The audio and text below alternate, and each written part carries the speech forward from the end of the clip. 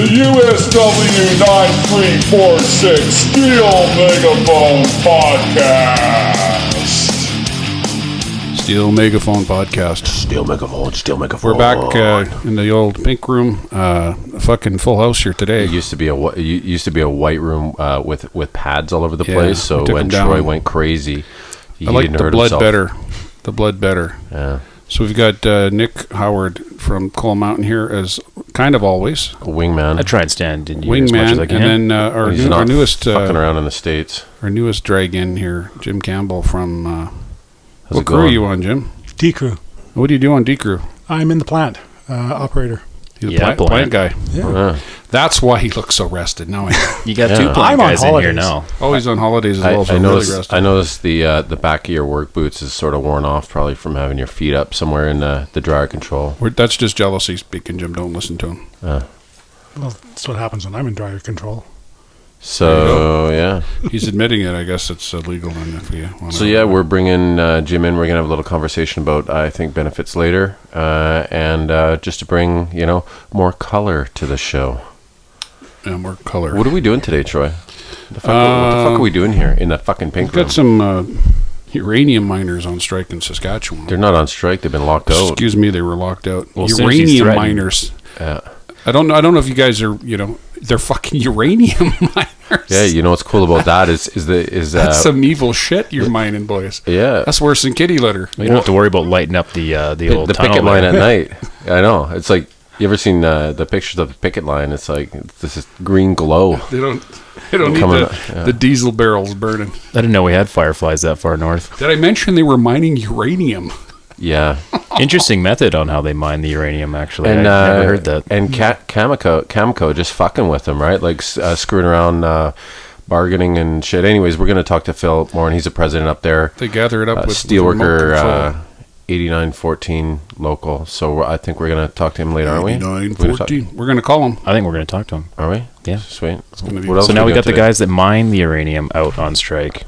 And the guys locked out. They threatened strike, and then they locked them out instead. And then we've got the guys that produce it into products that we use down in the States. They're down in the South. Honeywell boys, they're locked out as well. Huh. It's a conspiracy. Yeah, you think there's a problem in the labor movement these days? Companies now they've offshored everything and don't pay taxes. They don't want to pay their employees. So not at all. North Korea is now producing all of our uranium. Is that what's going on? Yeah. That sounds legit. Yeah. The Ills are taking care of business. Should be quality. Yeah, I like those guys. So, I think we'll take a short break, and then we're going to come back, and we're going to talk to Phil. He's Phil from the uranium mine. Phil from the uranium mine. Did I mention he mines uranium? Yeah. Glow in the dark. Yeah. So we're gonna take a short break. We're gonna come back, talk to Phil Moran, president of USW 8914. All Access 9346 presents Save BC Hydro. Maybe this government is actually deliberately bankrupting BC Hydro.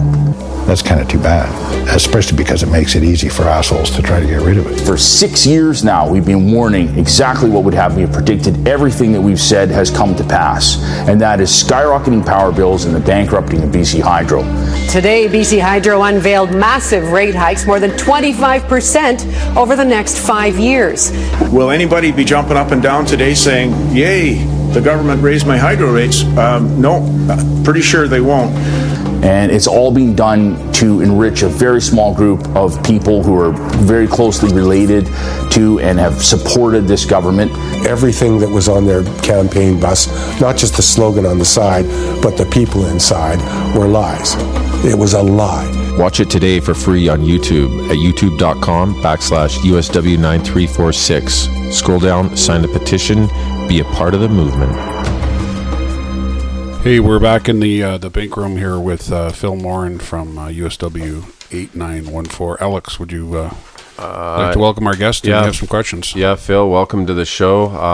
You guys are apparently locked out. Why don't you tell us a little story about yourself? Who is Phil, and where is local 8914? Hey, good morning, or good afternoon, I should say. Phil Moran, I'm an industrial mechanic up at the Key Lake Mill in northern Saskatchewan. I'm the president of the local. We have approximately 535 members. We're kind of dwindling in numbers in the last couple of years here, but I look after 2 mine sites. McArthur River is the mine where we get the uranium from the ore, and Key Lake is the mill where we mill the uranium. So you also look after. You represent both. You represent members at both sites. Then what's the split there? How many members at each site?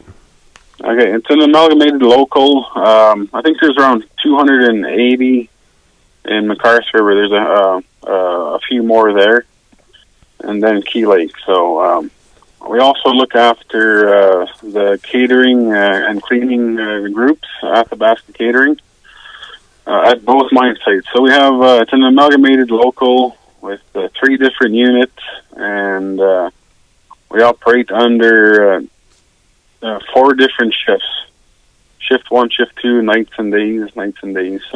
So how does the ore come out of the ground? Like, how are you getting that uranium out of the ground? I know we're from the coal mines, so our strip ratio is basically 9-to-1. How labor and energy intensive is it to get that uranium out, and then maybe just walk us quickly through the process of refinement? Okay, so the past practice has been with raised bore drilling. So what they'll do is they'll drill a box hole, which is more or less a pilot hole, through the ore body, and then they'll hook up a cable from the next level up.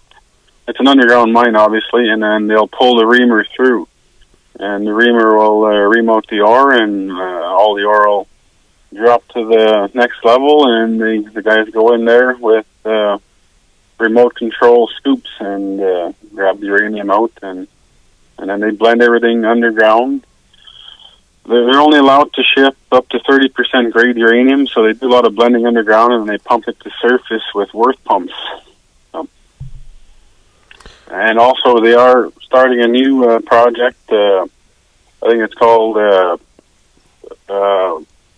jet bore mining, where they can mine with pressure with the jet.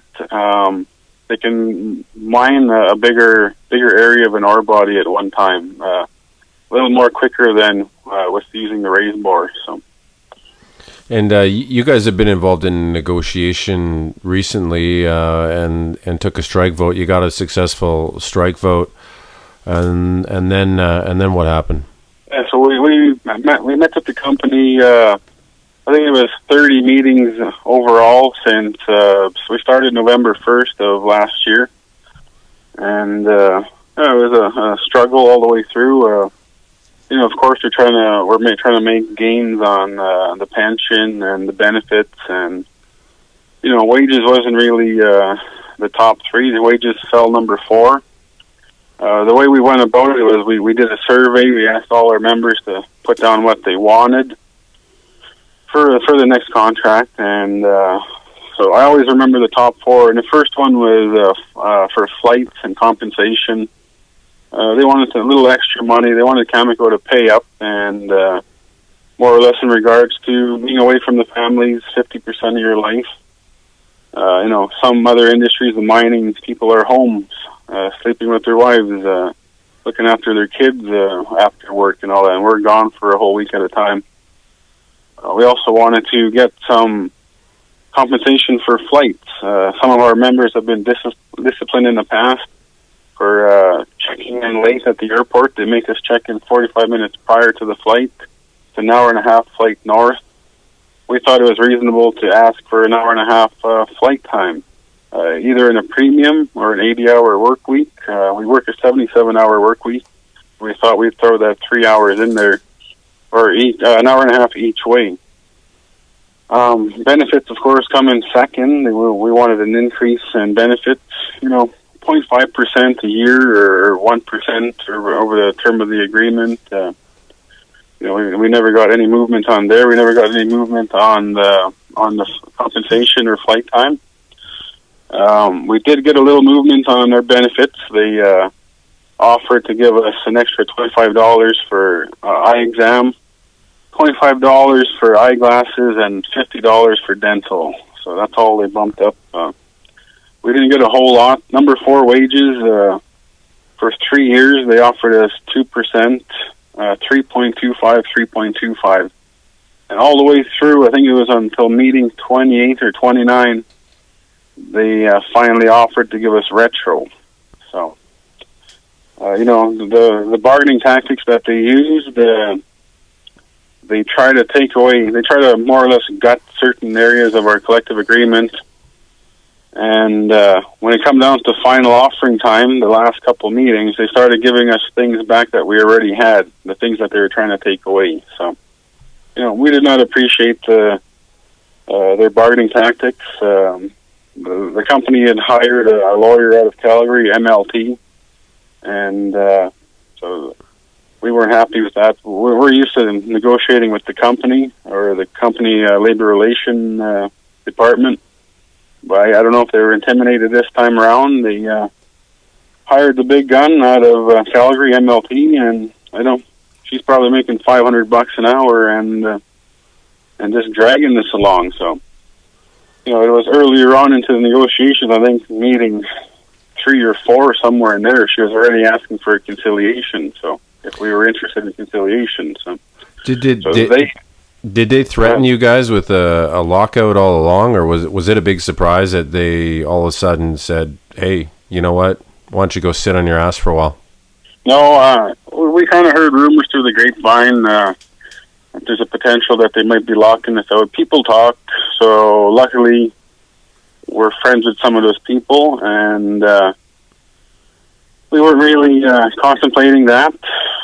So on August, I think it was 26th, 11:30 at night, we served our strike notice, and around a minute later, they countered with their lockout notice. So yeah, I know that that became news pretty quickly, and we've covered it on our show before, so our listeners already know that basically you guys have been locked out. But then the company, in a series of press releases, started coming out and basically saying we can meet all of our obligations by outsourcing, getting uranium from other sources, and started talking about how basically, because of the nuclear disaster at Fukushima in Japan, that the market was soft anyways, and we shouldn't worry about any of this.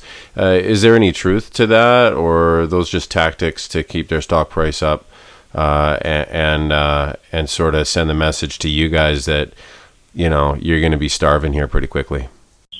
I think it's a little bit of both.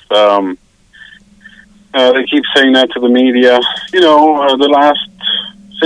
We've been operating since 2001. I think only 1 year in 2007, when the mine flooded, was 1 year we never reached target. And every other year since then, year after year, we've been making world records and reaching target every year. So ever since 2011, we've been almost 20 million pounds of uranium for the last 2 years, I guess. And there could be a surplus of uranium out on the market right now. So they might be correct, but it also it might be a tactic on their part. So. Yeah, how strong are your members there? Are they ready for a protracted war here? Oh, I think so. Yeah, we got the membership more or less told us at the bargaining meetings and votes that we had that don't come back with anything that's unacceptable.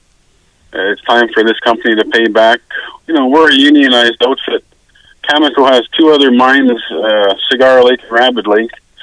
They haven't even produced, I shouldn't say Rabbit, but Cigar Lake hasn't even produced an ounce of ore. Rabbit Lake is on care and maintenance. They once in a while they'll run 1 week on, 1 week off. They have very low grade.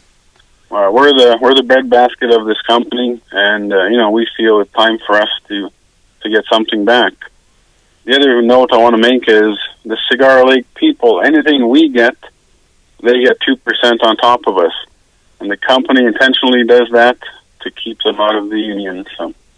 Yeah, we've got one rogue mine here, Green Hills, that the company always gives them a little bit more than us just to sort of keep that carrot out there. Why go union if you're going to go backwards, right? So, so you're a fly-in, fly-out operation. Is there any local community there that's going to suffer because you guys don't have wages coming in at this stage of the game? No, we're flying. I think the nearest community is Pine House Lake, Saskatchewan. It's probably around 245 kilometers from the mine. So anyway, our members fly from all over the place. Like today, I'm in Beauval right now. I just come out of Isle Cross and Buffalo. I'm doing my tour on the west side right now. We fly right from Regina. I got a couple guys out in Moosomin, one guy out in Indian Head. I got people out in Yorkton, Creighton, Flin Flon, Cumberland House, La Loche, Buffalo Narrows, Isle Cross, Beauval, Pachinak, Pine House, LaRange, South End, Stanley Mission. Like we're all over the province here, and so. How do you communicate with your members when they're in such diverse parts of the province and the country? There, how do you maintain solidarity? We use the emails, of course, but the one great thing that's been really successful for us, especially during the lockout here, is Facebook. That's really amazing. That has turned around.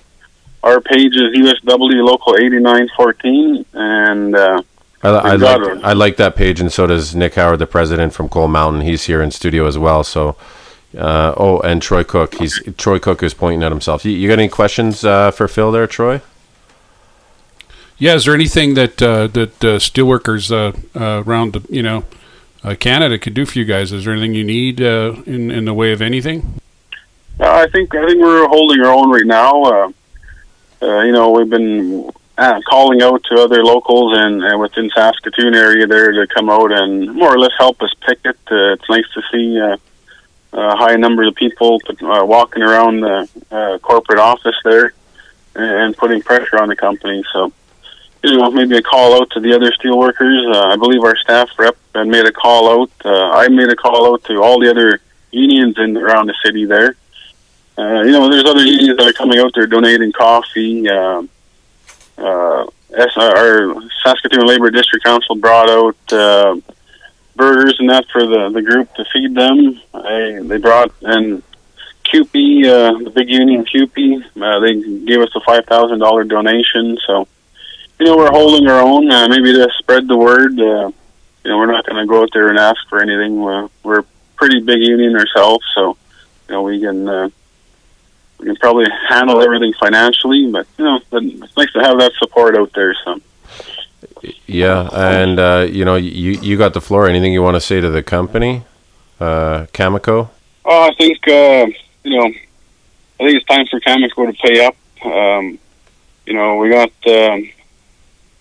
some great employees here, some great members. I think they all want to get back to work, but in the same sense, they all want to be paid accordingly. We want wage parity. Why should other mine sites that are not producing and making the company look good get paid more than us? The other thing that the salary people get, we get a Pi Plus bonus at the end of the year.